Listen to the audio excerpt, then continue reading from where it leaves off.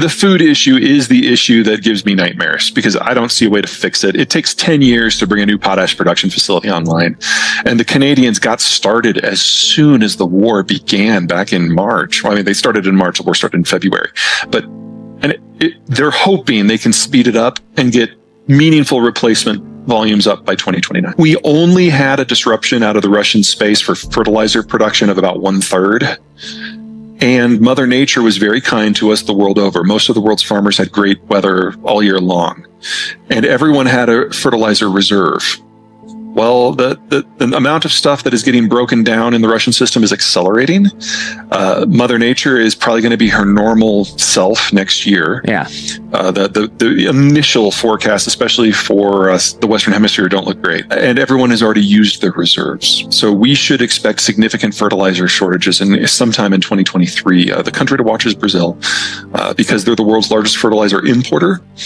And they're a big enough country, they've got the heft to get it. And if they start having problems, you know that there are dozens of smaller countries out there that are already in crisis point. So we'll probably see significant drops in agricultural output next year, especially in the second half of next year, which should suggest that we're going to have significant problems with food supply on a global scale in the months that follow.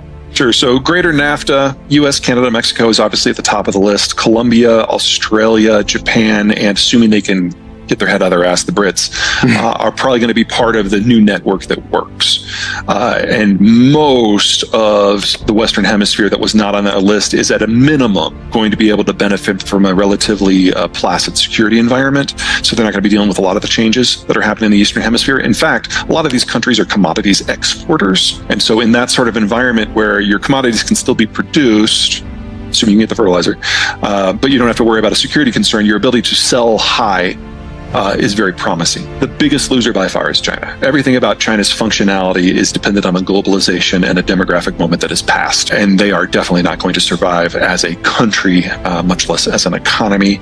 I think we're in the final decade of the European Union, because without that Russian energy, there is no German manufacturing model. And without the German manufacturing model, you don't have the money that is used to keep the EU in existence.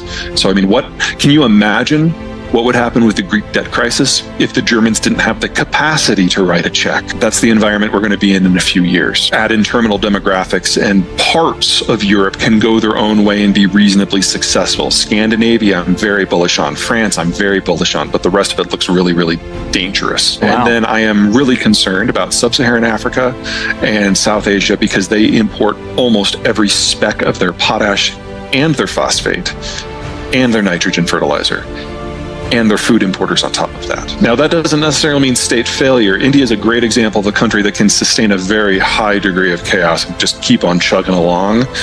But most countries in this part of the world are not as strong as India. We're going to have an interesting realignment of what is normal in the United States over the next 20 years. Because we've had this populist rise up represented by Biden and Trump, but we're also going to be probably taking in 40 or 50 million migrants over the course of the next 20, 25 years. Wow. That is going to change our complexion, because these are not going to be people who walked here. These are going to be people mostly from advanced countries with degrees and experience who can have an immediate value-added impact that is quite a bit different from our normal immigrant draw. We've had a really good run the last 75 years. It was never going to last. That doesn't necessarily mean it had to collapse in the way that it's going to, though. And it's going to be a rough ride. We have phosphate shortages because the Chinese are terrified about food shortages. So they've blocked all exports. That's going to last for at least the rest of this year, probably all of next year as well.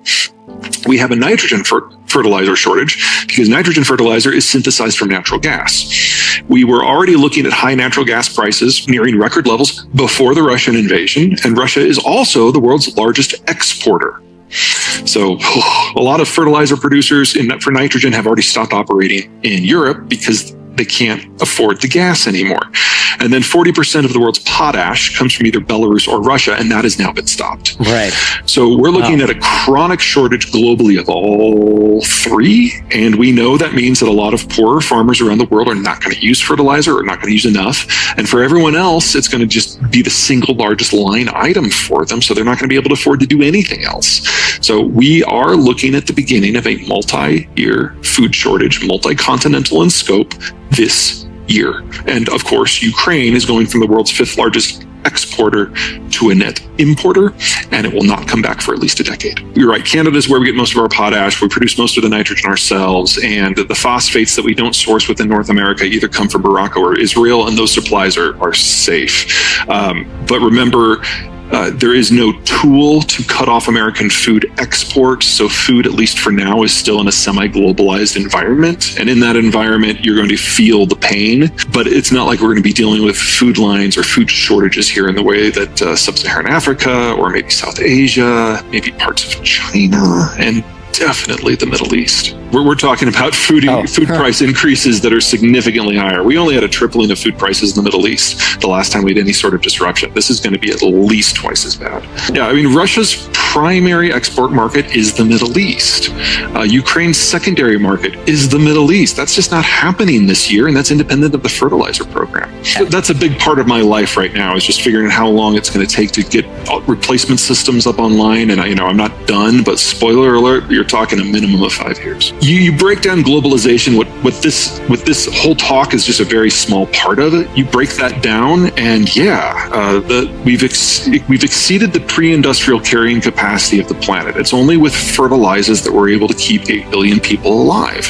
And so if you remove the industrial level inputs that allow that to happen, we will have famine. It will be worst in the Middle East, probably second worst in China, because that system hasn't fully broken down yet.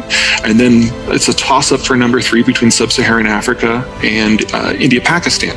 And the only reason that India and Pakistan, I think, are going to come out of this okay is we're the first stop out of the Persian Gulf, so oil, natural gas, they're okay-ish. And they have, on multiple occasions, shown that if they just throw a bottomless supply of people at their agricultural sector, they can get sufficient production by substituting labor for fertilizer. Now, that has other economic problems, but it does mean that mass famine can be avoided to a degree. India, some of the decisions that the Indians have made over the last 50 years that we look at as just economically silly, like every time the farmers throw a fit, they back away from whatever the modernization program was.